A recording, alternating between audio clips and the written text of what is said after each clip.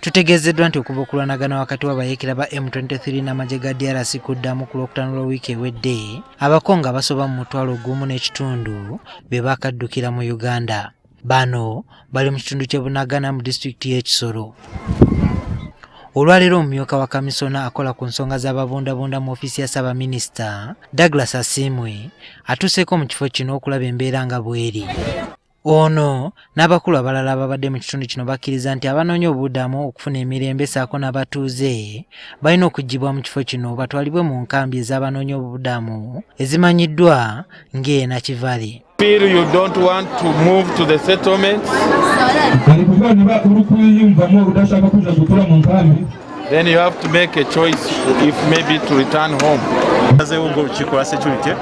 Abantu bano bafe ku nsalo kuba kibinya okubeera wano ku nsalo bagende ku kampu y'Enyakabande OPM ebajjewo ebafunira entambula ezinabatwala mu refugee camp. Wano RDC w'Ekisoro Shafik Sekandi walabulidde nga bano obudde bwe bubaweddeko okuva mu kitundu kino. We are talking about medical threats, security threats, medical threats. Now if one bomb from Congo lands here now, how many people shall we lose and we shall be answerable?